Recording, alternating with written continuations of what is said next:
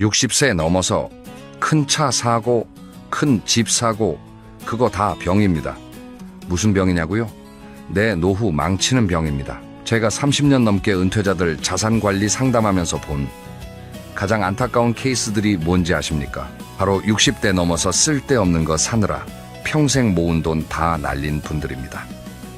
여러분, 은퇴하고 나면 돈 버는 법보다 지키는 법이 100배 중요합니다. 아니, 1000배 중요합니다. 왜냐면 더 이상 돈이 들어오지 않거든요. 월급 나오던 시절엔 좀 써도 다음 달에 또 들어왔습니다. 근데 지금은요? 쓰면 줄어들기만 합니다. 그런데도 많은 분들이 기분 내려고, 체면 세우려고, 남들 눈치 보느라 말도 안 되는 걸 삽니다. 그리고 나중에 후회합니다. 내가 왜 그랬을까? 그때 그 돈 아꼈으면 이제 와서 후회해도 소용없는데 이렇게 해요. 오늘 제가 말씀드릴 5가지는 정말 심각합니다. 이거 하나만 잘못 사도 노후가 흔들립니다. 귀 기울여 들어주세요. 그리고 혹시 이미 가지고 계시다면 지금이라도 처분할 방법을 고민해 보셔야 합니다. 첫 번째, 대형 세단이나 외제차입니다. 특히 60대 이후에 처음 사시는 분들 정말 위험합니다. 제가 상담했던 분 중에 65세에 은퇴하시면서 평생 소원이던 외제차를 사신 분이 계셨습니다. 7천만 원짜리 독일차였어요. 평생 고생했는데 이 정도는 누려도 되지 않느냐고 하시더라고요. 물론 그럴 수 있습니다. 근데 문제는 뭐냐? 차는 사는 게 끝이 아니라는 겁니다. 시작입니다. 진짜 돈은 산 다음부터 나갑니다. 7천만 원짜리 차 유지비가 얼마나 나가는지 아십니까?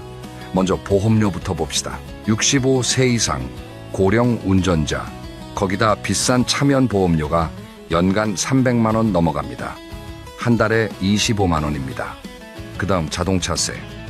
100이량 큰 차는 연간 150만 원 정도 나옵니다. 기름값은요. 요새 기름값 비싼 거 아시죠? 한 달에 50만 원은 기본입니다. 아껴 써도 그렇습니다. 정비비는 또 얼마나 나갑니까? 외제차 정비비는 국산차의 2배, 3배입니다. 엔진오일 한 번 가는데 40만 원, 브레이크 패드 한 번 가는데 100만 원, 타이어 4개 바꾸는데 200만 원 이렇게 나갑니다. 다 합치면 어떻게 됩니까? 한 달에 100만 원 가까이 차 유지비로 나가는 겁니다. 1년이면 1200만 원입니다. 5년이면 6천만 원입니다. 차값만큼 유지비로 나가는 거예요. 그런데 더 무서운 게 뭔지 아십니까? 감가상각입니다. 7천만 원 주고 산 차, 5년 후에 팔면 얼마 받을까요? 2천만 원도 힘듭니다. 5천만 원이 공중으로 날아가는 겁니다. 결국 그 어르신은 3년 만에 차를 파셨습니다. 왜냐고요?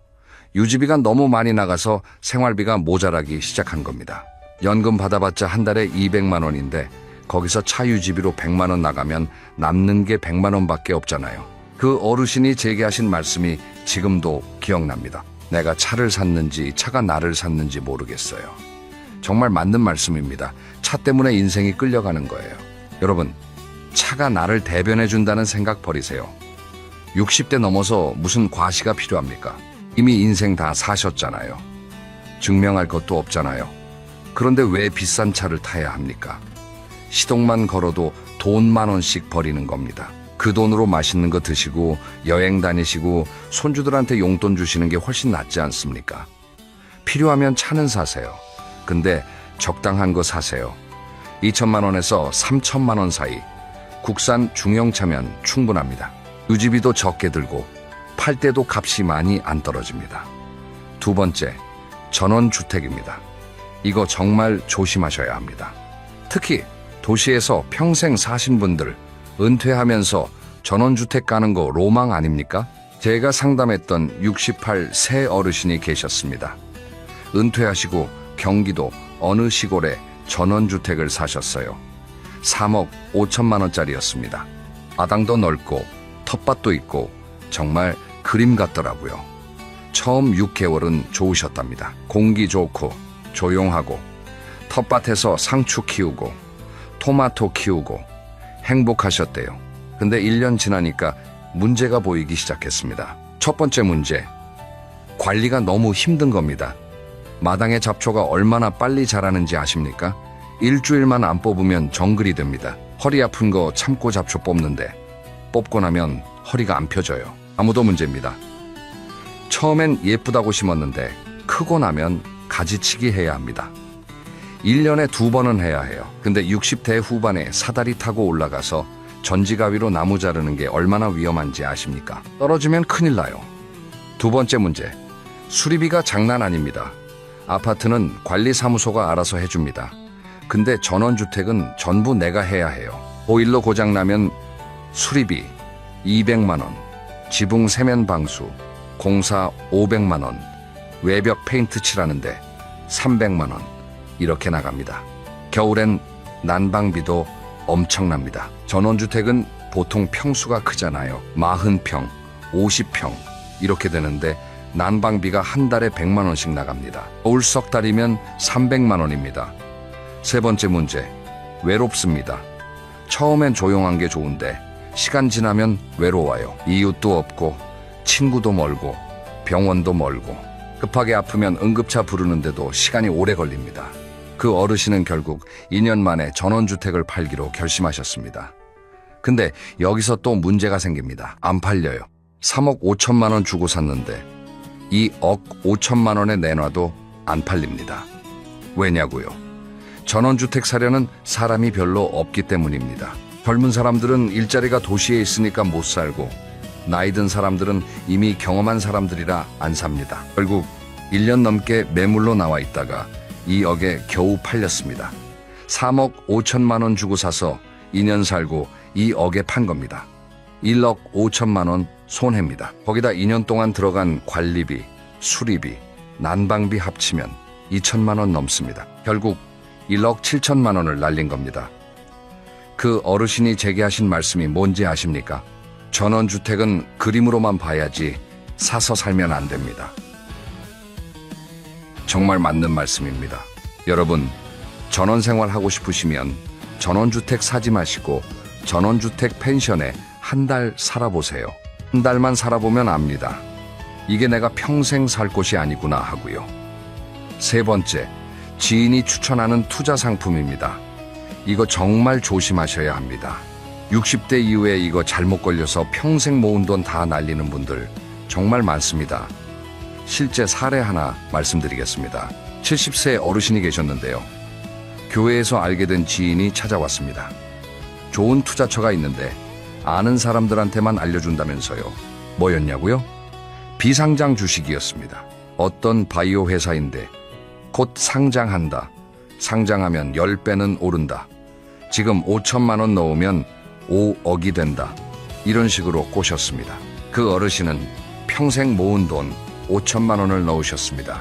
그런데 1년이 지나도 상장 소식이 없었습니다. 2년이 지나도 없었습니다. 그 지인한테 전화했더니 안 받더래요. 교회도 안 나오더래요. 알고 보니 사기였습니다. 그 회사는 실체도 없는 페이퍼 컴퍼니였습니다. 5천만 원은 돌아오지 않았습니다. 그 어르신은 지금 기초연금 받으면서 근근히 살고 계십니다. 이런 일이 한둘이 아닙니다. 골프장 회원권이라고 속이고 리조트 분양권이라고 속이고 농지 투자라고 속이고 온갖 방법으로 접근합니다. 특히 조심해야 할 멘트가 있습니다. 나만 알고 있어. 아는 사람들한테만 알려준다. 곧 대박 난다. 원금 보장, 고수익 확실. 이런 말 나오면 100% 사기입니다. 여러분, 세상에 쉬운 돈 없습니다. 정말로 좋은 투자처면 굳이 늙은이한테 와서 권유할 이유가 없어요. 젊은 사람들이 이미 다 덤볐을 겁니다. 그리고 60대 이후에는 원금 보장 안 되는 투자는 절대 하지 마세요. 잃어도 되는 돈이라는 건 없습니다. 모든 돈이 소중합니다. 특히 은퇴 후에는 잃은 돈을 다시 벌 방법이 없어요. 지인이 투자 권유하면 이렇게 말하세요. 고마운데 나는 투자 안 해. 내 돈은 내가 알아서 관리할게. 이렇게 딱 잘라 말하는 게 좋습니다. 미안해할 필요 없습니다. 내 돈 지키는 게 우선입니다. 네 번째, 과도한 회원권입니다. 골프 회원권, 콘도 회원권, 스포츠센터 평생 회원권, 이런 거요. 제가 상담했던 63세 어르신이 계셨습니다. 은퇴하시면서 이제 시간 많으니까 골프나 배워볼까 하시면서 골프 회원권을 사셨어요. 1억 2천만 원짜리였습니다. 처음 1년은 열심히 다니셨습니다. 일주일에 2번씩 치러 가셨어요. 근데 2년째부터 슬슬 줄어들기 시작했습니다. 왜냐고요? 체력이 딸리는 겁니다. 골프가 생각보다 체력 소모가 큽니다. 거기다 골프장 가는데 돈이 또 듭니다. 그린피가 한 번에 15만 원, 캐디피 5만 원, 카트비 2만 원, 식사비 3만 원, 합치면 한 번 가는데 이 15만 원입니다. 일주일에 2번 가면 한 달에 200만 원입니다. 3년째 되니까 한 달에 한 번도 안 가더래요. 무릎도 아프고 허리도 아프고 체력도 딸리고. 그런데 회원권은 있으니까 연회비는 나갑니다. 1년에 100만 원씩 나가요. 결국 회원권을 팔기로 하셨는데 이것도 문제입니다. 1억 2천만 원 주고 샀는데 시세가 8천만 원으로 떨어졌어요. 4천만 원 손해입니다. 거기다 3년 동안 낸 연회비 300만 원, 그린피로 쓴 돈 합치면 1억 원 가까이 쓴 겁니다. 콘도 회원권도 마찬가지입니다. 사놓고 1년에 한두 번 쓸까 말까 합니다. 근데 연회비는 계속 나가죠. 그리고 나중에 자녀들한테 물려주려고 해도 자녀들이 안 받습니다. 그런 거 필요 없어요. 이럽니다. 여러분, 회원권은 정말 자주 쓸 자신 있을 때만 사세요. 일주일에 서너 번 이상 쓸게, 아니면 그냥 비회원으로 가끔 이용하는 게 훨씬 낫습니다. 골프 치고 싶으면 퍼블릭 골프장 가세요. 회원권 없어도 칠 수 있어요. 콘도 가고 싶으면 그때그때 예약해서 가세요. 훨씬 경제적입니다.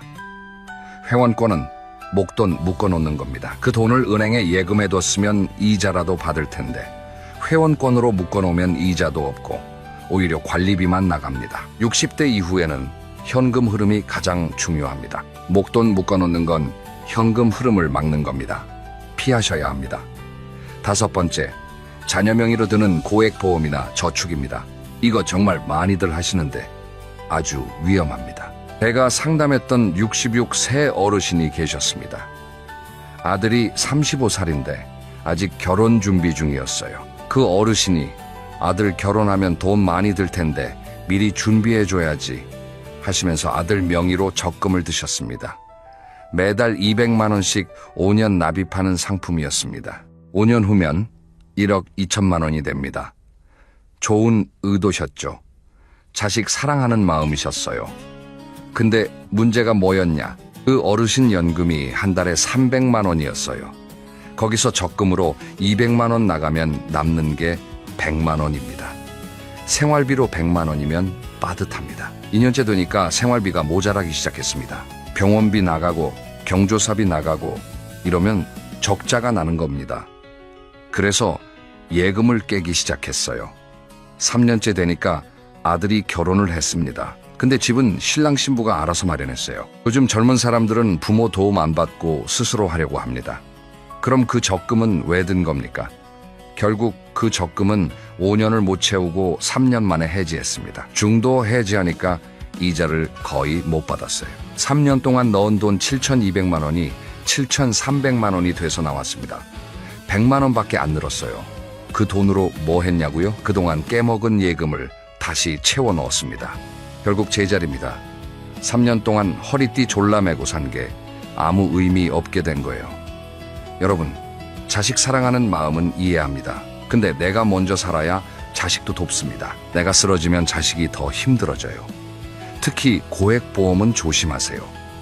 자녀 명의로 월 100만 원씩 20년 납입하는 보험 같은 거요.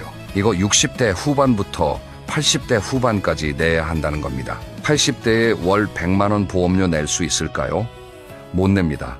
중간에 해지하게 됩니다. 그러면 손해 엄청 봅니다. 보험은 중도 해지하면 원금도 못 건지는 경우가 많아요. 차라리 그 돈으로 내 노후 준비하세요. 내가 건강하고 경제적으로 여유 있으면 자식한테 가끔 용돈도 주고 밥도 사주고 그게 훨씬 낫습니다. 내 통장 비워서 자식 통장 채워주는 거 효도 받는 길 아닙니다. 자식 망치거나 죽는 길입니다. 자식은 스스로 살아갈 능력이 있어요. 부모가 다 해주면 오히려 독립심이 약해집니다. 여기까지 5가지 말씀드렸습니다. 정리해드리겠습니다. 첫째, 대형 세단이나 외제차. 유지비가 장난 아닙니다. 적당한 차 타세요. 둘째, 전원주택. 로망으로만 간직하세요. 실제로 살면 지옥입니다. 셋째, 지인 추천 투자. 100% 사기입니다. 절대 하지 마세요. 넷째, 과도한 회원권. 목돈 묶어놓는 겁니다. 현금 흐름 막지 마세요. 다섯째, 자녀명의 고액보험이나 저축. 나부터 챙기세요. 이 5가지 중에 이미 하나라도 가지고 계시다면 댓글로 고민을 남겨주세요. 같이 해결책을 찾아봅시다. 혼자 고민하지 마시고 함께 이야기 나눠봅시다. 그리고 한 가지 더 말씀드리고 싶은 게 있습니다. 60대 이후 최고의 자산이 뭔지 아십니까? 바로 현금입니다. 집도 좋고 차도 좋고 회원권도 좋은데 막상 급할 때는 쓸 수가 없어요.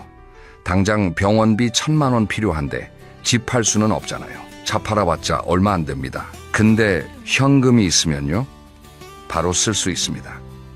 병원비도 내고 약값도 내고 급한 일 생기면 바로 해결할 수 있어요. 그리고 현금이 있으면 마음이 편합니다. 뭔가 있다는 안정감이 생깁니다. 자식들한테 손 벌릴 필요도 없고 누구한테 빌릴 필요도 없어요. 반대로 집은 크고 차는 좋은데 현금이 없으면 어떻게 될까요? 불안합니다. 급한 일 생기면 어쩌나, 자식들한테 손 벌려야 하나, 이런 걱정이 계속됩니다. 그래서 제가 드리는 조언은 이겁니다. 60대 이후에는 모든 자산을 현금성으로 바꾸세요. 집 2채 있으면 1채는 파세요. 회원권 있으면 파세요. 비싼 차 있으면 팔고 싼 차 사세요. 그렇게 해서 현금을 확보해 두세요. 그 현금으로 예금하고 국채 사고 안전한 데 넣어두세요. 이자 조금이라도 받으면서 안전하게 보관하는 겁니다. 물론 아쉬울 겁니다. 이렇게 좋은 집을 팔아야 하나, 이렇게 좋은 차를 팔아야 하나, 이런 생각 들 거예요. 근데 잠깐만 참으세요. 나중에 후회하는 것보다 지금 아쉬운 게 훨씬 낫습니다. 제가 상담했던 어르신들 중에 나중에 후회하시는 분들 정말 많았습니다. 그때 팔 걸, 그때 안 샀으면, 그때 현금으로 가지고 있었으면, 이렇게요. 근데 이미 늦었어요. 70대 후반, 80대 되면 팔고 싶어도 못 팝니다. 기력도 없고 판단력도 흐려지고 그냥 그대로 가지고 있다가 돌아가시는 거예요. 그러니까 지금 결단하세요. 지금 정리하세요. 지금이 제일 좋은 타이밍입니다. 60대는 아직 정신도 멀쩡하고 체력도 있고 결정할 수 있는 나이입니다. 그리고 껍데기에 속지 마세요. 좋은 차 타고 큰 집 살고 그게 행복이 아닙니다. 진짜 행복은 마음 편하게 사는 겁니다. 돈 걱정 안 하고 건강 챙기고 자식들이랑 좋은 관계 유지하고 그게 행복입니다. 늙어서 가장 서러운 게 뭔지 아십니까? 돈 없는 겁니다. 정말입니다. 아프면 병원 가야 하는데 돈 없으면 못 가요. 자식들한테 손 벌려야 해요. 그게 제일 서럽습니다. 근데 돈이 있으면요, 당당합니다. 아프면 병원 가고 먹고 싶은 거 먹고 가고 싶은 데 가고 자식들한테도 당당하게 대할 수 있어요. 그러니까 지금부터라도 현금을 모으세요. 쓸데없는 거 사지 마시고 있는 거 정리하시고 현금으로 바꾸세요. 그게 노후를 지키는 가장 확실한 방법입니다. 오늘 말씀드린 5가지 꼭 기억하세요. 대형차, 전원주택, 지인 투자, 과도한 회원권, 자녀명의 고액 상품, 이 5가지만 피해도 노후가 훨씬 안전해집니다. 그리고 이미 가지고 계신 분들 늦지 않았습니다. 지금이라도 정리하세요. 할 수 있으면 팔고 해지할 수 있으면 해지하고 현금으로 바꾸세요. 껍데기 말고 내실을 챙기세요. 보기 좋은 게 중요한 게 아니라 실제로 쓸 수 있는 게 중요합니다. 현금이 최고입니다. 오늘 영상이 여러분께 도움이 되셨기를 바랍니다. 구독과 좋아요는 저에게 큰 힘이 됩니다. 다음에도 유익한 정보로 찾아뵙겠습니다. 건강하시고 현명하게 사세요. 감사합니다. 여러분, 오늘도 핸드폰 화면을 켰다 껐다 하셨나요? 혹시 자식한테 연락이 왔나, 카톡이 왔나 하루에도 몇 번씩 확인하고 계신 건 아닌가요? 솔직히 말씀드려보세요. 아드님이나 따님한테 전화 한 통 오지 않으면 하루 종일 마음이 허전하고 뭔가 서운한 감정이 자꾸 올라오시죠? 그런데 말입니다. 제가 오늘 여러분께 정말 중요한 이야기를 하나 드리려고 합니다. 최근에 발표된 한 조사 결과를 보면요, 70세가 넘은 어르신들이 인생에서 가장 후회하는 것 중 하나가 바로 이겁니다. 자식한테 너무 많은 기대를 걸고 자식 인생에 올인했다는 거예요. 놀랍지 않으세요? 우리는 평생 자식 키우고 자식 뒷바라지하고 자식 결혼시키고 손주까지 봐주면서 살아왔는데요. 정작 노년에 접어들면 그게 가장 큰 후회가 된다는 겁니다. 왜 그럴까요? 오늘 이 시간에는 그 이유를 깊이 있게 파헤쳐 보고요. 더 나아가서 지금부터라도 품격 있고 독립적인 노후를 만들어가는 구체적인 방법을 함께 나눠보려고 합니다. 자, 그럼 본격적으로 시작해 볼까요? 먼저 우리가 왜 이렇게 자식한테 집착하게 됐는지부터 생각해 봐야 합니다. 사실 우리 세대는 어렸을 때부터 그렇게 배워왔잖아요. 부모는 자식을 위해 희생하는 게 당연하고 늙어서는 자식이 봉양하는 게 당연한 거라고요. 효도라는 단어 참 아름답죠. 저도 그 가치 자체를 부정하는 건 아닙니다. 하지만 말이에요. 2016년 지금 이 시대에 그 효도라는 개념이 과연 우리가 젊었을 때와 똑같이 작동할 수 있을까요? 현실을 한번 직시해 보겠습니다. 요즘 젊은 사람들, 아니 중년이 된 우리 자식들 말입니다. 그분들도 정말 힘들게 살고 있어요. 통계를 하나 보면요. 40대에서 50대 직장인 중에서 노후 준비가 제대로 되어 있다고 답한 사람이 채 30%도 안 됩니다. 본인들 노후도 걱정인데 부모님까지 챙기기가 현실적으로 쉽지 않다는 거죠. 게다가 요즘은 맞벌이가 기본이잖아요. 남편도 일하고 아내도 일하고 애들 학원 보내고 대출 갚고 노후 저축하고 이렇게 바쁘게 돌아가는 삶 속에서 부모님한테 자주 연락드리고 주말마다 찾아뵙고 그게 현실적으로 가능하겠어요? 물론 효자 효녀들도 있습니다. 정말 성심성의껏 부모님을 챙기는 분들도 계시죠. 하지만 그게 모든 자식들한테 똑같이 기대할 수 있는 건 아니라는 겁니다.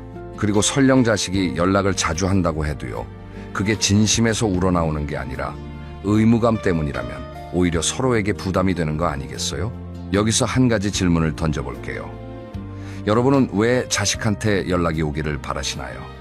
혹시 외로워서 그런 건 아닐까요? 아니면 내가 아직도 이 가족 안에서 필요한 사람이라는 걸 확인받고 싶어서 그런 건 아닐까요? 이 질문에 대한 답을 솔직하게 찾아보시면요. 놀라운 사실 하나를 발견하게 됩니다. 우리가 진짜 원하는 건 자식의 전화가 아니라 나 자신이 의미 있고 가치 있는 존재라는 확인이라는 거예요. 그런데 그 확인을 자식한테서만 받으려고 하니까 문제가 생기는 겁니다. 생각해 보세요. 자식은 이제 다 큰 어른입니다. 본인들 삶이 있고 본인들 가족이 있고 본인들이 책임져야 할 일들이 있어요. 그런데 부모가 계속 전화만 기다리고 언제 오냐고 재촉하고 오면 이것저것 간섭하고 그러면 어떻게 되겠어요? 자식들 입장에서는 부모님 뵙는 게 기쁨이 아니라 부담이 되는 거죠. 그럼 어떻게 해야 할까요? 답은 의외로 간단합니다. 자식한테서 멀어지는 겁니다. 여기서 멀어진다는 건 사이가 나빠진다는 뜻이 아니에요. 건강한 거리를 유지한다는 뜻입니다. 실제로 제가 아는 한 분은요. 75세이신데 자식들한테 이렇게 말씀하셨대요. 너희들 바쁜 거 아니까 이제 전화 안 할게. 내가 필요하면 너희가 연락해. 난 내 인생 즐길 거야. 처음에는 자식들이 좀 서운해했대요. 그런데 시간이 지나면서 오히려 관계가 더 좋아졌다고 합니다. 왜 그랬을까요? 부모가 자기 삶을 즐기니까 자식들이 걱정을 덜 하게 된 거예요. 그리고 의무감이 아니라 진심으로 보고 싶을 때 연락하게 되니까 만남의 질이 훨씬 좋아진 거죠.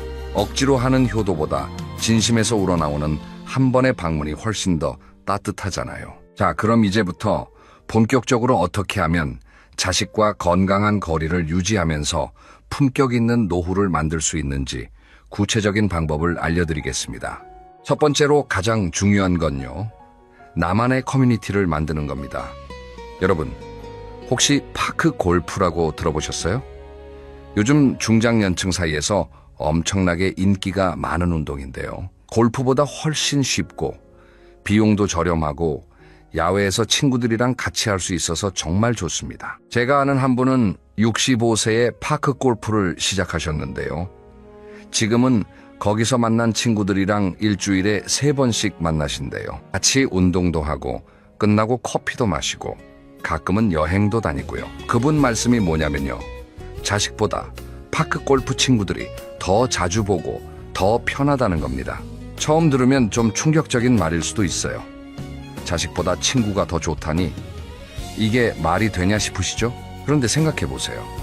자식은 나를 봐줘야 하는 의무가 있으니까 만남 자체가 부담스러울 수 있지만 친구는 순수하게 좋아서 만나는 거잖아요. 서로 부담 없고 서로 즐겁고 서로 위로가 되고요. 파크 골프가 아니어도 괜찮습니다. 등산 동호회도 좋고요.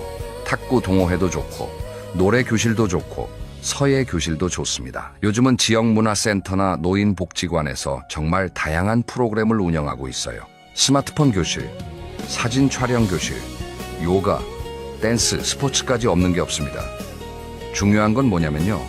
그 안에서 나와 비슷한 처지에 있는 사람들을 만나는 겁니다. 자식 이야기 안 해도 되는 사람들, 나이 들어가는 이야기를 편하게 나눌 수 있는 사람들, 서로의 아픔을 이해해주는 사람들 말이에요. 한 연구 결과를 보면요. 노년기에 친구 관계가 좋은 사람들이 그렇지 않은 사람들보다 우울증 발병률이 절반 이하라고 합니다. 그만큼 친구가 중요하다는 거예요. 자식한테만 의지하지 마시고 나만의 친구를 만드세요. 그게 건강한 노후의 첫걸음입니다. 두 번째로 말씀드릴 건요. 자식과의 밀당 기술입니다. 밀당이라고 하면 좀 웃기죠? 연애할 때나 쓰는 말 아니냐고요. 그런데 부모 자식 관계에도 밀당이 필요합니다. 구체적으로 어떻게 하냐면요. 먼저 연락하지 않는 겁니다. 자식한테 전화하고 싶어도 참으세요. 카톡 보내고 싶어도 참으세요. 일주일에 한 번 정도는 자식이 먼저 연락할 때까지 기다려보는 겁니다. 처음에는 정말 힘들 거예요. 손이 근질근질하고 핸드폰만 자꾸 들여다보게 되고요. 그런데 참아보세요. 2, 3일 지나면 자식이 먼저 연락 옵니다. 엄마, 아빠 왜 연락 없으세요? 어디 편찮으신 거 아니에요? 이렇게요. 그럼 그때 담담하게 대답하세요. 아, 괜찮아. 친구들이랑 파크 골프 치느라 바빴어. 이렇게요. 그러면 자식들이 느끼는 게 있습니다. 아, 우리 부모님은 우리 없어도 잘 지내시는구나. 우리한테만 의지하시는 게 아니구나. 이게 왜 중요하냐면요. 자식들이 안심을 하기 때문입니다. 부모가 자기들한테만 매달리면 자식들은 죄책감을 느껴요. 나는 바빠서 자주 못 찾아뵙는데 부모님은 나만 기다리고 계시고, 이런 죄책감이 쌓이면 나중에는 연락하는 것 자체가 부담이 되는 겁니다. 반대로 부모가 자기 삶을 즐기고 있으면 자식들은 홀가분해져요. 그리고 그 홀가분함이 오히려 더 자주 연락하고 싶은 마음을 만듭니다. 억지로 하는 효도가 아니라 진심으로 궁금해서 전화하는 거죠. 실제로 한 70대 할머니는 이런 방법을 쓰셨대요. 자식들한테 일부러 바쁜 척을 하신 거예요. 월요일은 노래 교실, 화요일은 탁구, 수요일은 친구들이랑 영화 보기, 목요일은 봉사활동, 금요일은 등산. 이렇게 스케줄을 빡빡하게 짜놓으니까요. 자식들이 오히려 엄마 언제 시간 되세요? 제가 맞춰서 갈게요. 이러더래요. 웃기죠? 예전에는 자식들 스케줄에 맞춰서 우리가 기다렸는데 이제는 자식들이 우리 스케줄에 맞춰서 오는 거예요. 이게 바로 건강한 관계입니다. 서로 존중하고 서로의 시간을 인정해 주는 거죠. 세 번째로 중요한 건 경제적 독립입니다. 여러분, 솔직히 말씀드려서 돈 문제가 제일 중요하죠. 아무리 자식과 거리를 두고 싶어도 경제적으로 의지해야 하는 상황이면 그게 쉽지 않습니다. 그래서 가능하면 노후 자금을 확보해 두시는 게 좋아요. 국민연금이든 개인연금이든 예금이든 뭐든 좋습니다. 매달 일정한 수입이 있어야 자식한테 손 안 벌리고 살 수 있거든요. 만약 지금 당장 큰 돈이 없다면 어떻게 하냐고요? 그럼 지출을 줄이세요. 필요 없는 건 과감하게 버리고 검소하게 사는 겁니다. 명품 가방 살 돈으로 1년치 생활비를 만들 수 있고, 비싼 여행 한 번 갈 돈으로 6개월은 넉넉하게 살 수 있어요. 그리고 가능하면 자식한테 미리 말씀하세요. 나는 너희들한테 재산 안 물려줄 거야. 내가 다 쓰고 갈 거니까 기대하지 마. 이렇게요. 처음에는 자식들이 좀 섭섭해할 수도 있어요. 그런데 이게 장기적으로 보면 오히려 서로한테 좋습니다. 왜냐하면 자식들이 상속 기대를 안 하니까 부모한테 잘해야 한다는 압박감도 없고요. 부모도 자식 눈치 안 보고 내 돈 내 맘대로 쓸 수 있고요. 깔끔하잖아요. 한 분은 이렇게 하셨대요. 자식들 모아놓고 통장을 보여주면서 여기 5천만 원 있다. 이거 가지고 나 20년은 살 거니까 너희들 신경 쓰지 마. 이렇게 선언을 하셨대요. 자식들이 처음에는 좀 당황했지만 나중에는 오히려 안심하더래요.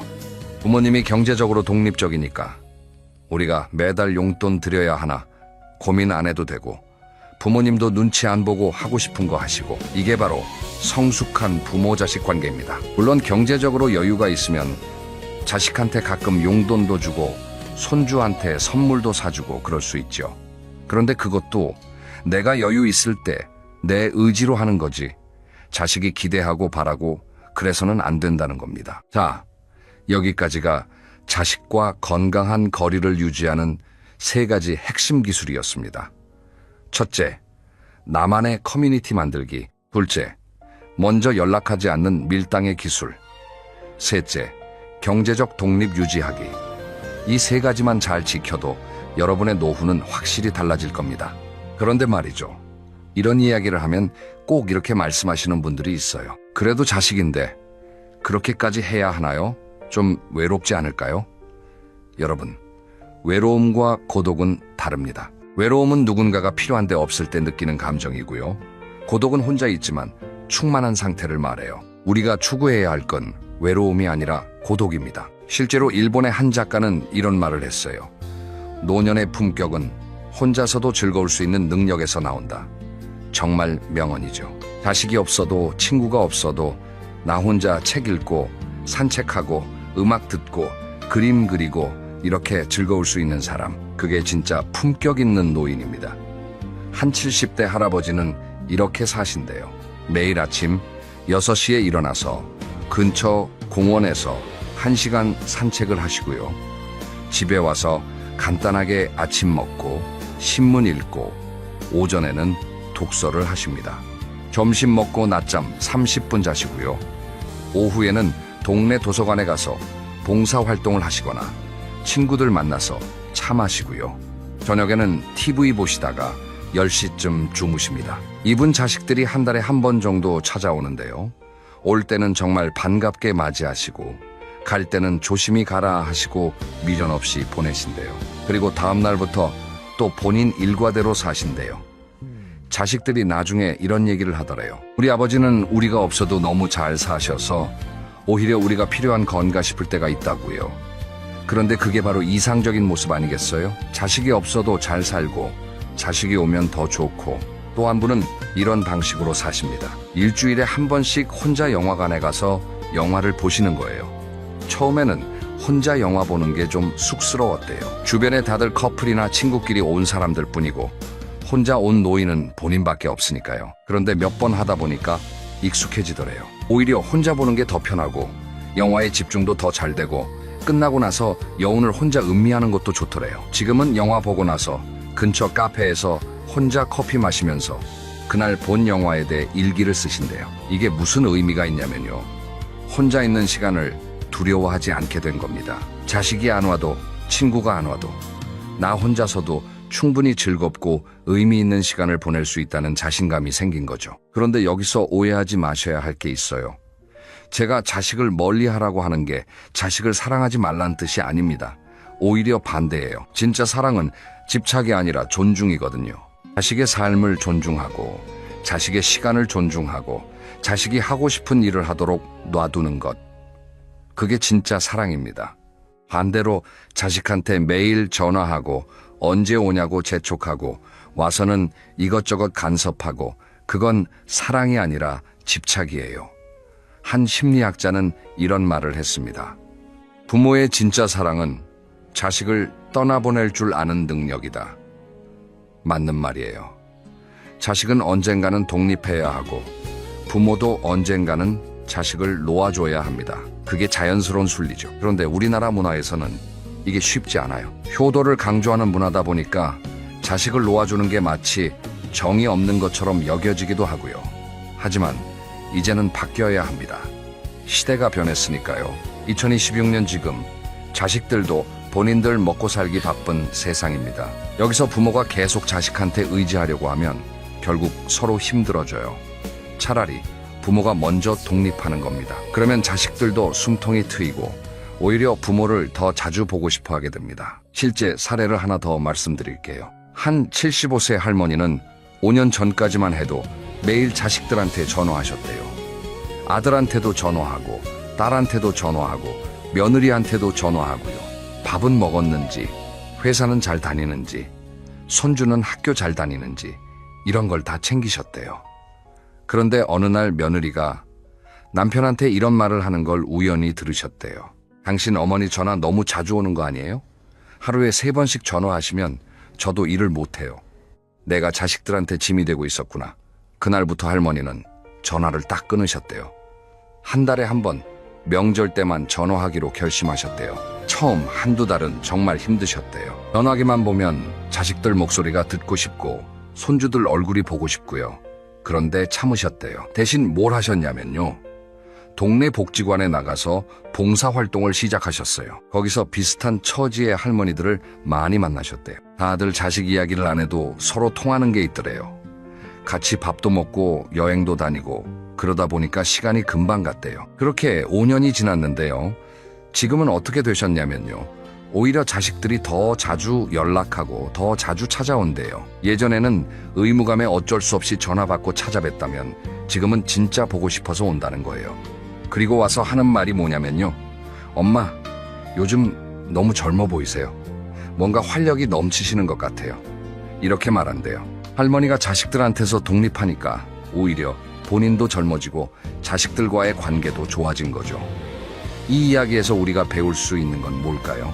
바로 이겁니다. 부모가 자식한테서 독립하는 게 이기적인 게 아니라 오히려 자식을 위하는 길이기도 하다는 거예요. 자식들은 부모가 건강하고 행복하게 사시는 걸 보면 안심합니다. 반대로 부모가 우울하고 외롭게 지내시면 걱정되고 죄책감 느끼죠. 그러니까 부모가 행복해지는 게 곧 자식을 편하게 해주는 겁니다. 자, 그럼 지금까지 말씀드린 내용을 한번 정리해 볼까요? 우리는 왜 자식과 거리를 둬야 하는지, 그리고 어떻게 하면 품격 있는 독립노년을 만들 수 있는지 알아봤습니다. 첫째, 효도라는 환상에서 깨어나야 합니다. 2026년 지금 자식들도 살기 힘든 시대입니다. 그들한테 과도한 기대를 걸지 마세요. 둘째, 나만의 커뮤니티를 만드세요. 파크 골프든 등산 동호회든 봉사활동이든 뭐든 좋습니다. 자식이 아닌 다른 사람들과의 관계를 만드는 게 중요합니다. 셋째, 자식과의 밀당을 배우세요. 먼저 연락하지 않고 바쁜 척하고 나만의 스케줄을 만드세요. 그러면 자식들이 오히려 더 관심을 갖게 됩니다. 경제적 독립을 유지하세요. 돈 문제만 해결되면 자식 눈치 안 보고 살 수 있습니다. 다섯째, 혼자 있는 시간을 즐기는 법을 배우세요. 외로움이 아니라 고독을 추구하세요. 그게 진짜 품격입니다. 여러분, 오늘 이 이야기를 들으시면서 어떤 생각이 드셨나요? 혹시 그래, 맞아, 나도 이제 자식한테서 좀 자유로워져야겠어, 이런 생각이 드셨나요?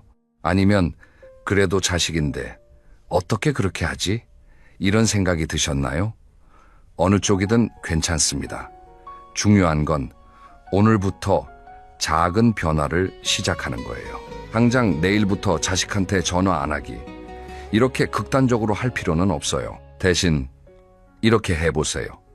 오늘 하루만 자식한테 전화하지 않기, 그리고 그 시간에 내가 하고 싶었던 일 하나 해보기, 책 읽기, 산책하기, 친구한테 연락하기, 뭐든 좋습니다. 그렇게 하루를 버텨보세요. 그리고 이틀째, 사흘째도 해보세요. 일주일 정도 지나면요, 신기한 변화가 일어납니다. 자식 생각이 조금 덜 나요.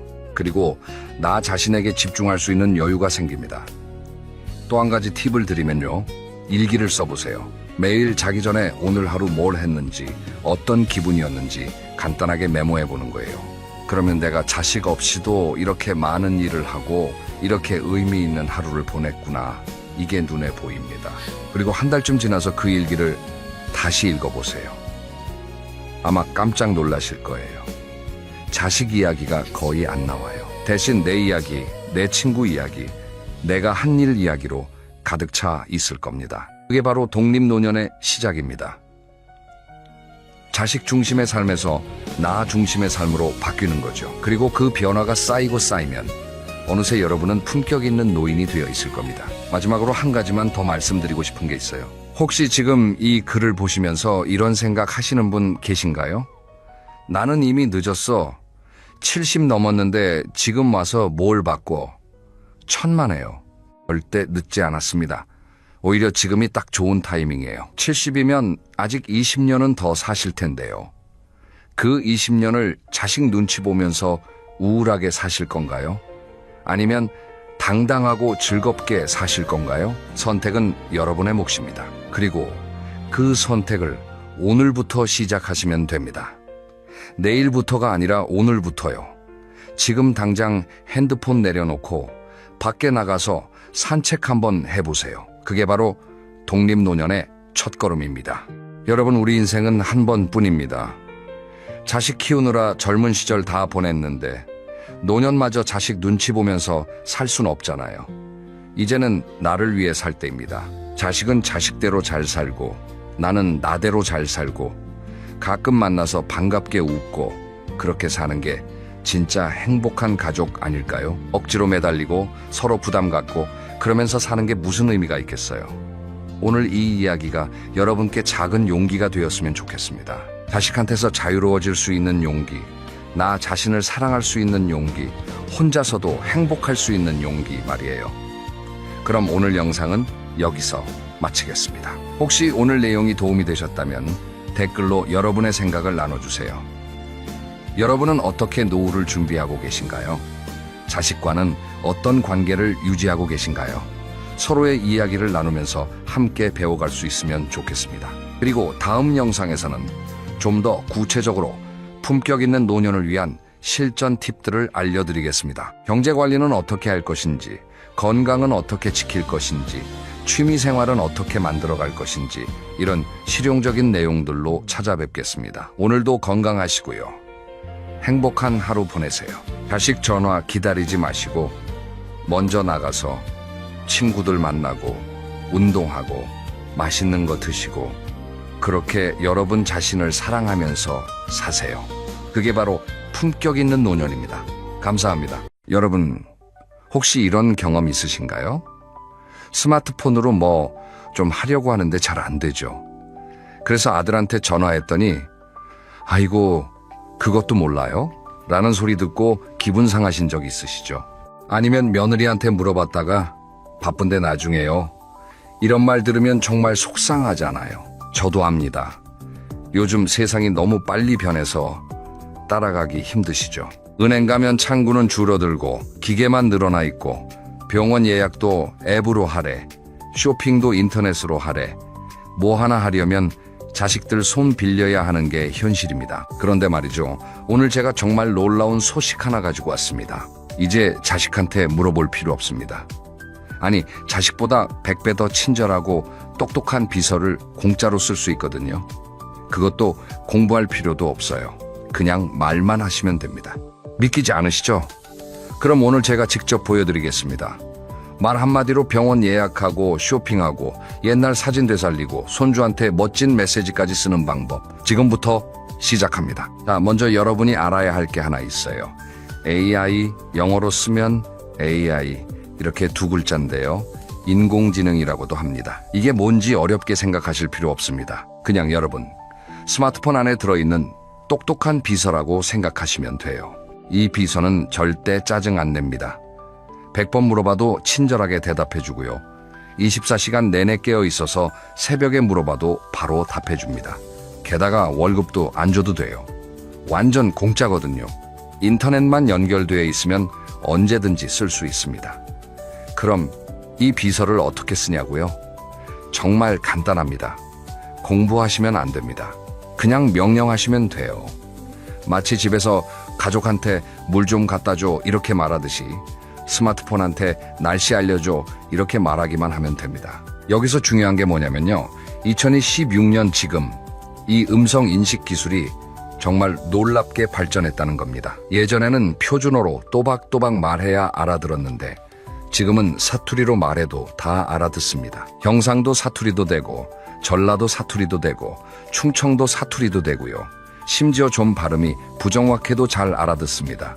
제가 한 가지 예를 들어볼게요. 부산에 사시는 73 세김 할머니가 계세요. 이분이 처음에 손자한테 이렇게 물어보셨대요. 야, 이 스마트폰으로 택시 어떻게 부르노? 그랬더니 손자가 할매 그냥 스마트폰한테 택시 불러줘 이라고 말아이소 이렇게 알려줬대요. 할머니가 반신반의하면서 스마트폰한테 부산 사투리로 택시 불러 주이소 이렇게 말했대요. 그랬더니 정말로 택시 앱이 열리면서 택시를 불러주더래요. 할머니가 얼마나 놀라셨겠어요. 그날 이후로 할머니는 매일 스마트폰 비서를 쓰신대요. 실제로 제가 아는 72 세박 할아버지도 계세요. 이분이 처음에는 나 같은 늙은이가 무슨 AI냐고 하셨어요. 그런데 손자가 한 번만 가르쳐 드렸더니 지금은 매일 아침 스마트폰한테 오늘 날씨 어때? 라고 물어보시고 장 보실 때는 제일 싼 사과 어디서 파나? 라고 물어보신대요. 그분 말씀이 뭐냐면요. 자식한테 물어보면 귀찮아 하는데 이 비서는 절대 귀찮아 안 하니까 좋다는 겁니다. 100번, 1000번 물어봐도 똑같이 친절하게 대답해 준다고요. 심지어 같은 질문을 10번 해도 10번 다 똑같이 친절하게 답해 준대요. 그리고 또 하나 좋은 점이 뭐냐면요. 눈치 볼 필요가 없다는 겁니다.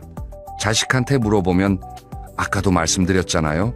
이런 소리 들을까봐 조마조마하잖아요. 그런데 AI 비서는 그런 거 전혀 없습니다. 같은 걸 100번 물어봐도 처음 듣는 것처럼 친절하게 설명해 줍니다. 자, 그럼 이제부터 본격적으로 이 AI 비서를 어떻게 쓰는지 알려드리겠습니다. 첫 번째로 가장 유용한 기능, 바로 병원 예약과 쇼핑입니다. 여러분, 병원 예약하려면 보통 어떻게 하세요? 전화해서 한참 기다리다가 통화 연결되면 예약하시죠. 그런데 요즘은 대기 시간이 정말 길어요. 10분, 20분 기다리는 건 기본이고요. 심지어 30분 넘게 기다릴 때도 있습니다. 게다가 요즘은 병원에서 앱으로 예약하래요. 근데 그 앱이 너무 복잡하잖아요. 어디를 눌러야 할지 모르겠고 글자도 작고 버튼도 많고요. 한번 잘못 누르면 처음부터 다시 해야 하고 정말 짜증나시죠? 이제 그럴 필요 없습니다. 스마트폰에 대고 이렇게 말하세요. 헤이 구글, 우리 집에서 제일 가까운 내과 찾아줘. 그러면 바로 주변 내과 목록이 쭉 나옵니다. 거리 순으로 나오니까 어디가 제일 가까운지 한눈에 보이고요. 거기서 전화번호 누르면 바로 연결됩니다. 아니면 이렇게 할 수도 있어요. 챗GPT야, 무릎이 아픈데 어느 병원 가야 해? 라고 물어보면 정형외과 가시라고 친절하게 알려줍니다. 증상 설명하면 어떤 과에 가야 하는지까지 다 알려줘요. 물론 이건 참고만 하시고 정확한 진단은 꼭 병원에서 받으셔야 합니다. 더 나아가서 이런 것도 할 수 있어요. 우리 동네에서 평가 좋은 치과 어디야? 이렇게 물어보면 실제 환자들이 남긴 후기를 바탕으로 평점 높은 치과를 알려줍니다. 그럼 좋은 병원을 찾을 수 있는 거죠. 쇼핑은 어떻게 하냐고요? 더 쉽습니다. 네이버야, 사과일, 킬로그램 제일 싼 거 찾아줘. 이렇게 말하면 여러 쇼핑몰 가격을 비교해서 제일 싼 곳을 알려줍니다. 그럼 거기서 주문하시면 돼요. 집 앞까지 배달해 주니까 무거운 거 들고 다닐 필요도 없고요. 실제로 한 70세 할머니는 이렇게 하신대요. 시장 가기 전에 먼저 스마트폰한테 오늘 배추 시세 얼마야? 라고 물어보신대요. 그래서 너무 비싸면 안 사시고 적당하면 사러 가신대요. 똑똑하시죠? 이렇게 하면 바가지 쓸 일도 없습니다. 또 이런 분도 계세요. 68세의 할아버지인데요. 매달 드시는 영양제를 인터넷으로 주문하신대요. 처음에는 자식이 대신 주문해줬는데 이제는 본인이 직접 하신대요. 쿠팡이야, 오메가3 제일 싼 거 보여줘. 이렇게 말하면 바로 나온대요. 그리고 한 가지 더 팁을 드리면요. 가격 비교도 시킬 수 있습니다.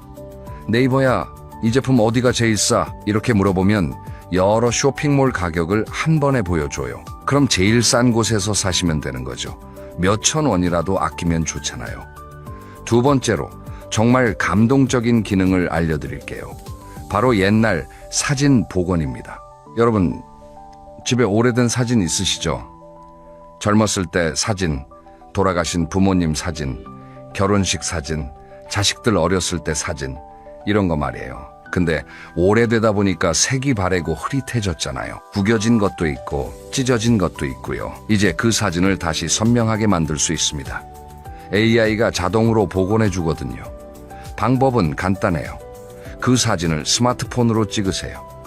그 다음에 Remain이라는 앱을 깔아서 그 사진을 넣으면 자동으로 선명하게 만들어줍니다. 정말 신기한 게 뭐냐면요.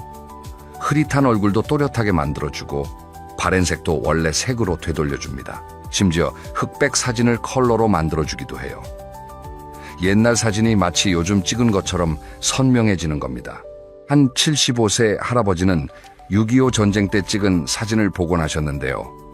거의 70년 전 사진이 마치 어제 찍은 것처럼 선명해졌대요. 그걸 보시면서 눈물을 흘리셨다고 합니다. 돌아가신 전우분들 얼굴이 또렷하게 보이니까 너무 감동적이었다고 하시더라고요. 또한 할머니는 돌아가신 어머니 사진을 복원하셨어요. 50년 전 사진이었는데 너무 오래돼서 얼굴이 잘 안 보였대요. 그런데 AI로 복원하니까 어머니 얼굴이 선명하게 보이더래요. 할머니가 그 사진 보시면서 어머니 정말 보고 싶었어요 하시면서 우셨대요. 이런 식으로 소중한 추억을 되살릴 수 있습니다. 앨범에 있는 오래된 사진들 그냥 두지 마시고 복원해 보세요. 자식들이나 손주들한테 보여주면 정말 좋아합니다. 할아버지 젊었을 때 정말 멋있으셨네요. 이런 말 들으시면 기분 좋으시잖아요. 세 번째는 손주한테 멋진 메시지 쓰는 방법입니다. 손주 생일이나 입학식, 졸업식 때 뭔가 멋진 말 해주고 싶은데 뭐라고 해야 할지 모르겠죠? 그냥 생일 축하한다 이렇게만 말하기는 좀 심심하고 그렇다고 멋진 말이 잘 안 떠오르시고요. 이제 AI한테 도움받으세요. 스마트폰에 대고 이렇게 말하세요. 챗GPT야, 우리 손주가 초등학교 입학하는데 할아버지가 해줄 멋진 덕담 하나 써줄래? 그러면 정말 감동적인 문장을 뚝딱 만들어줍니다. 예를 들면 이런 식이에요. 사랑하는 우리 손주야, 오늘부터 초등학생이 되었구나. 할아버지가 너만큼 컸을 때가 엊그제 같은데 벌써 이렇게 컸네. 학교에서 친구들 많이 사귀고 선생님 말씀 잘 듣고 즐겁게 다니렴. 할아버지가 항상 응원한단다. 힘들 때는 언제든지 할아버지한테 이야기하렴. 이런 메시지를 AI가 자동으로 만들어주는 겁니다. 그럼 그걸 카톡으로 보내시면 돼요. 손주가 정말 감동받을 겁니다. 친구들한테 자랑하기도 하고요. 생일 축하 메시지도 마찬가지예요. 손주 10살 생일인데 축하 메시지 써줘. 이렇게 말하면 우리 손주야 벌써 10살이 되었구나. 태어난 게 엊그제 같은데 이렇게 훌쩍 컸네. 앞으로도 건강하게 잘 자라고 하고 싶은 일 다 하면서 행복하게 살아라. 생일 정말 축하한다. 이런 식으로 써줍니다. 결혼 축하 메시지도 되고요. 취직 축하 메시지도 됩니다. 뭐든지 상황만 말해주면 그에 맞는 멋진 글을 써줘요. 심지어 감사 인사도 써줍니다. 명절에 선물 받았는데 감사 인사 써줘. 이렇게 하면 정중하고 따뜻한 감사 메시지를 만들어줍니다. 한 할머니는 이렇게 하셨어요. 손주가 대학에 합격했는데 뭐라고 축하해야 할지 모르겠더래요. 그래서 AI한테 손주가 서울대학교 합격했는데 축하 메시지 써줘 이렇게 했대요. 그랬더니 정말 감동적인 메시지가 나왔고 그걸 손주한테 보냈더니 손주가 전화해서 할머니 정말 감동했어요. 할머니가 이렇게 멋진 글을 어떻게 쓰셨어요? 이렇게 말하더래요. 네 번째는 건강관리입니다. 나이 드시면 먹는 약이 많아지시죠. 아침에 먹을 약, 점심에 먹을 약, 저녁에 먹을 약, 혈압약, 당뇨약, 콜레스테롤약, 관절약 이거 깜빡하면 큰일 나는데 AI가 알려줍니다. 스마트폰한테 이렇게 말하세요. 오케이 구글, 매일 아침 8시에 약 먹으라고 알려줘. 그러면 매일 아침 8시 정각에 알람이 울립니다. 약 먹는 걸 절대 안 잊어먹게 되는 거죠. 점심약, 저녁약도 마찬가지로 설정하시면 됩니다. 또는 이렇게 할 수도 있어요. 시리야, 오늘 혈압 130에 80이라고 기록해줘. 그러면 매일매일 혈압을 기록해줍니다. 나중에 병원 가실 때 지난달 내 혈압 어땠어? 라고 물어보면 쭉 보여줘요. 의사 선생님한테 보여드리면 진료에 도움이 되겠죠. 혈당도 마찬가지로 기록할 수 있고요. 체중도 기록할 수 있습니다. 오늘 체중 65kg. 이렇게 말하면 기록해줘요. 한 달 후에 지난달부터 내 체중 변화 보여줘. 이렇게 하면 그래프로 보여줍니다. 살이 쪘는지 빠졌는지 한눈에 보이는 거죠. 한 할아버지는 이렇게 하셨어요. 당뇨가 있으셔서 매일 혈당을 재시는데 그걸 AI한테 기록하신대요. 오늘 공복 혈당 120 이런 식으로요. 한 달치를 모아서 병원에 가시면 의사 선생님이 관리를 정말 잘하시네요 하시면서 칭찬하신대요. 또 약 먹는 시간도 관리할 수 있어요. 아침 약은 아침 8시, 점심 약은 낮 12시, 저녁 약은 저녁 6시에 알려줘. 이렇게 설정하면 매일 그 시간에 알람이 울려서 약 먹을 시간이라고 알려줍니다. 정말 편하죠? 5번째는 생활정보 찾기입니다.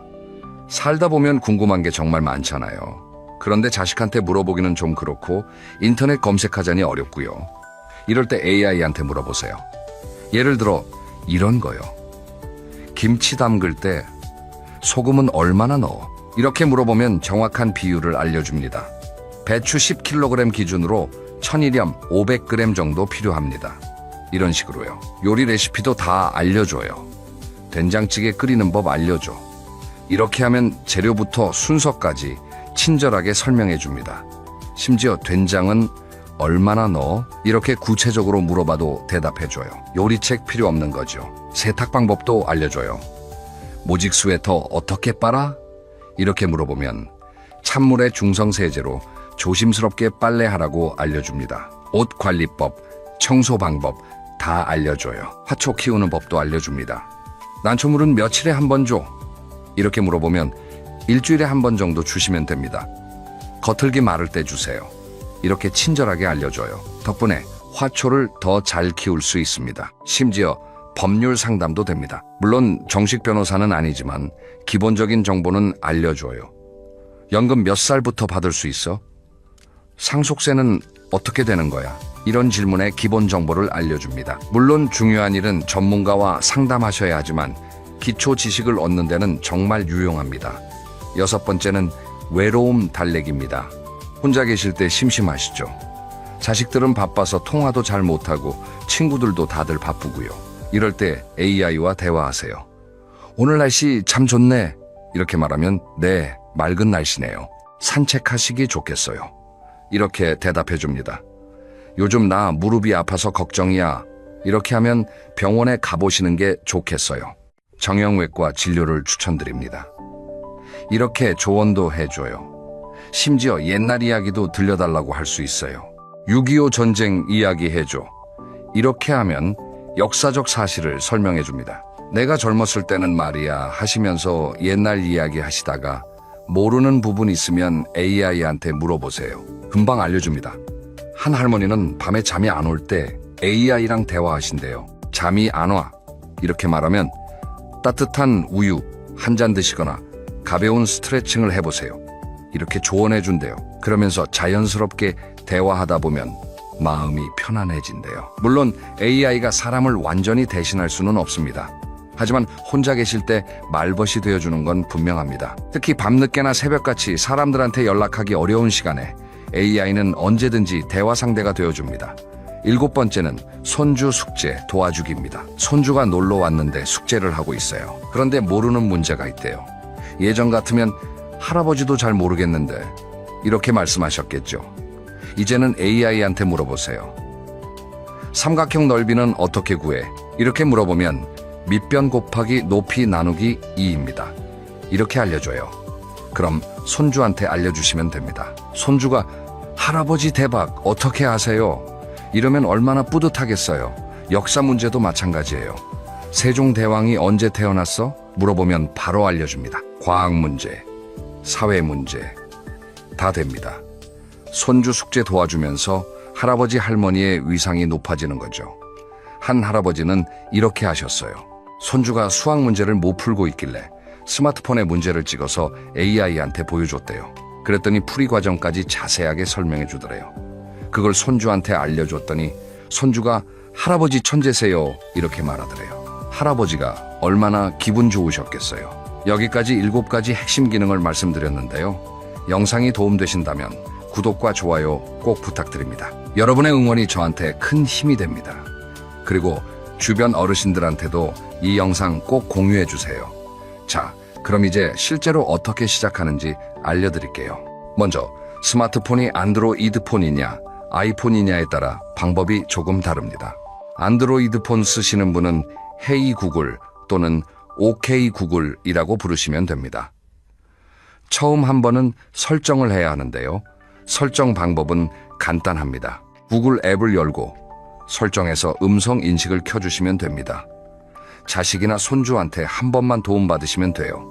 아이폰 쓰시는 분은 시리야라고 부르시면 됩니다. 아이폰은 처음부터 시리가 켜져 있는 경우가 많아서 그냥 시리야라고 불러보세요. 대답하면 바로 쓸 수 있는 겁니다. 그 다음에는 챗 GPT라는 앱을 깔으시는 게 좋습니다. 앱스토어나 플레이스토어에서 챗 GPT를 검색하시면 나와요. 공짜 버전으로도 충분히 쓸 수 있으니까 유료는 안 하셔도 됩니다. 처음 시작하실 때는 간단한 것부터 해보세요. 오늘 날씨 어때? 이런 거요. 그러면 날씨를 알려줄 겁니다. 그 다음에는 우리 동네 맛집 추천해줘. 이런 것도 해보시고요. 이렇게 하나씩 시도해 보시면서 익숙해지시면 됩니다. 중요한 건 두려워하지 않는 겁니다. 잘못 누르면 어떡하나, 이상한 거 시키면 어떡하나, 이런 걱정 안 하셔도 돼요. 스마트폰이 고장 나거나 하지 않습니다. 마음껏 시도해 보세요. 그리고 한 가지 팁을 드리면요. 천천히 또박또박 말씀하시는 게 좋습니다. 너무 빨리 말하면 못 알아들을 수도 있거든요. 그리고 주변이 조용한 곳에서 하시는 게 좋아요. 시끄러우면 음성 인식이 잘 안 될 수 있습니다. 혹시 못 알아듣더라도 포기하지 마세요. 다시 한번 말씀해 보세요. 조금 다르게 표현해 보셔도 됩니다. 날씨 어때?가 안 되면 오늘 날씨 알려줘. 이렇게 바꿔서 말씀해 보세요. 자, 그럼 이제 마지막으로 정말 중요한 이야기를 하나 드릴게요. 바로 디지털 시대에 소외되지 않고 당당하게 사는 방법입니다. 요즘 세상이 너무 빨리 변하잖아요. 젊은 사람들은 스마트폰 척척 쓰는데 우리는 뒤처지는 것 같고 그래서 자꾸 위축되시죠. 나는 늙어서 안 돼 라는 생각이 드시죠. 은행 가면 기계 앞에서 우왕좌왕하고 병원에서 키오스크 보면 막막하고요. 그런데 말이에요. 그렇게 생각하시면 안 됩니다. AI 시대에는 오히려 나이가 많으신 분들이 유리할 수도 있어요. 왜냐고요? 타이핑할 필요가 없거든요. 그냥 말만 하면 되니까요. 젊은 사람들은 키보드 치느라 바쁘지만 우리는 편하게 말만 하면 됩니다. 오히려 우리가 더 쉽게 쓸 수 있는 거예요. 손가락으로 작은 글자 누를 필요 없이 그냥 입으로 말하기만 하면 되니까요. 실제로 한 75세 할머니는 이렇게 말씀하셨어요. 나는 글자 치는 건 어렵지만 말하는 건 평생 해왔잖아. 그래서 AI가 나한테는 오히려 더 쉬워. 젊은 사람들은 키보드 치느라 바쁜데 나는 그냥 말만 하면 되니까 훨씬 편해. 맞는 말씀이에요. 우리 세대는 말 주변이 좋으신 분들이 많으시잖아요. 그 말 주변을 AI한테 쓰시면 되는 겁니다. 긴 이야기도 술술 말씀하실 수 있고 사투리도 쓰실 수 있고요. AI가 다 알아듣습니다. 그리고 한 가지 더 말씀드리면요. 기술을 아는 시니어가 가장 멋진 시니어입니다. 손주들이 할아버지 할머니가 스마트폰 잘 쓰시는 거 보면 정말 자랑스러워해요. 친구들한테 우리 할아버지는 AI도 쓰신다 이렇게 자랑하거든요. 한 할아버지는 손주한테 이렇게 하셨대요. 손주가 숙제하다가 모르는 게 있어서 할아버지 이거 뭐예요? 라고 물어봤대요. 그랬더니 할아버지가 스마트폰에 대고 챗 GPT야 이거 뭐야? 라고 물어보셨대요. 그랬더니 바로 답이 나왔대요. 손주가 깜짝 놀라면서 할아버지 진짜 대박이에요. 어떻게 그렇게 빨리 찾으세요? 라고 했대요. 할아버지가 얼마나 뿌듯하셨겠어요. 손주한테 인정받는 거, 그거보다 기분 좋은 게 어디 있겠어요. 또한 할머니는 친구들 모임에서 화제의 인물이 되셨대요. 친구들이 뭘 궁금해하면 할머니가 스마트폰한테 물어봐서 바로바로 알려주신대요. 그러니까 친구들이 이야, 너 진짜 똑똑하다. 어떻게 그걸 다 알아? 이러면서 부러워하신대요. 이렇게 AI를 쓰시면 자식들한테도 손주들한테도 친구들한테도 인정받으실 수 있습니다. 우리 부모님은 디지털도 잘하신다. 이런 소리 들으시면 정말 뿌듯하시겠죠. 그리고 무엇보다 중요한 건 스스로 당당해지신다는 겁니다. 자식한테 이것저것 물어보고 눈치 보는 게 아니라 내가 직접 찾아보고 해결할 수 있다는 자신감이 생기는 거죠. 이게 정말 중요합니다. 나이가 들수록 자꾸 자신감이 떨어지잖아요. 나는 이제 늙어서 쓸모없어 라는 생각이 들기도 하고요. 그런데 AI를 쓰시면서 나도 할 수 있구나 라는 걸 느끼시면 자존감이 높아집니다. 자, 여러분, 오늘 정리해 볼까요? AI 비서는 어렵지 않습니다. 공부할 필요도 없어요. 그냥 스마트폰에 대고 말하기만 하면 됩니다. 병원 예약도 말로 하고, 쇼핑도 말로 하고, 사진 복원도 말로 하고, 손주한테 메시지도 말로 쓰고, 약 먹는 것도 말로 알려달라고 하면 됩니다. 생활 정보도 물어보고, 외로울 때는 대화도 하고, 손주 숙제도 도와줄 수 있습니다. 이제 자식한테 이거 어떻게 해? 라고 물어보고 핀잔 들으실 필요 없어요. 스마트폰 비서한테 물어보세요. 100번, 1000번 물어봐도 절대 짜증 안 냅니다. 오히려 더 친절하게 대답해 줍니다. 오늘 당장 해보세요. 스마트폰 들고 헤이 구글이라고 불러보세요. 아이폰 쓰시는 분은 시리아라고 불러보세요. 그리고 오늘 날씨 어때? 라고 물어보세요. 그게 시작입니다. 처음에는 좀 어색할 수 있어요. 스마트폰한테 말 거는 게 이상하게 느껴지실 수도 있고요. 그런데 한두 번 해보시면 금방 익숙해집니다. 그리고 일주일만 쓰시면 이제 없으면 안 될 정도로 편해지실 겁니다. 혹시 해보시다가 잘 안 되는 부분 있으시면 댓글로 남겨주세요. 제가 하나하나 다 답장 드리겠습니다. 이렇게 물어봤는데 안 돼요 라고 쓰시면 제가 어떻게 하면 되는지 알려드릴게요. 다 같이 배워가는 겁니다. 여러분, 나이는 숫자일 뿐입니다. 70이든 80이든 배우려는 마음만 있으면 뭐든 할 수 있어요. AI 시대에 소외되지 마시고 당당하게 기술을 부려먹으세요. 자식들한테 엄마 아빠 진짜 대단하시다 라는 소리 들으시고, 손주들한테 할아버지 할머니 진짜 멋있어요 라는 소리 들으세요. 친구들한테 야, 너 정말 똑똑하다 라는 소리 들으세요. 그게 바로 디지털 시대를 사는 멋진 시니어의 모습입니다. 기술은 어려운 게 아닙니다. 그냥 도구일 뿐이에요. 그 도구를 잘 쓰시면 삶이 훨씬 편해집니다. 병원 가기도 쉽고, 쇼핑하기도 쉽고, 건강 관리하기도 쉽고, 손주들과 소통하기도 쉬워집니다. 두려워하지 마세요. 망가질까봐 걱정하지 마세요. 스마트폰은 생각보다 튼튼합니다. 마음껏 이것저것 눌러보시고, 말 걸어보시고, 시도해보세요. 틀려도 괜찮습니다. 다시 하면 됩니다. 그리고 기억하세요. 여러분은 평생 배우고 성장하신 분들입니다. 전쟁도 겪으시고, 가난도 이겨내시고, 자식들 키우시고, 이 나라를 여기까지 만드신 분들이에요. 그런 분들이 스마트폰 하나 못 쓰시겠어요? 당연히 하실 수 있습니다. 오늘부터 시작하세요. 헤이 구글, 오늘 날씨 어때? 이 한마디면 됩니다. 이 한마디가 여러분의 디지털 인생을 바꿀 겁니다. 일주일 후에는 병원 예약하시고, 한 달 후에는 인터넷 쇼핑하시고, 석 달 후에는 손주 숙제 도와주시고 계실 겁니다. 오늘 영상이 도움되셨다면 구독과 좋아요, 그리고 주변 어르신들한테도 꼭 공유해 주세요. 다 같이 똑똑해지는 겁니다. 다 같이 당당해지는 겁니다. 다음 영상에서는 더 구체적으로 챗GPT 사용법, 사진 복원하는 법, 인터넷 쇼핑하는 법을 하나하나 천천히 알려드리겠습니다. 화면을 보시면서 따라하실 수 있도록 아주 자세하게 설명해 드릴게요. 그럼 다음 영상에서 또 만나요. 건강하시고 행복하세요. 그리고 오늘 꼭 스마트폰한테 말 한번 걸어보세요. 헤이 구글 또는 시리아 이렇게요. 여러분의 새로운 비서가 기다리고 있습니다. 감사합니다.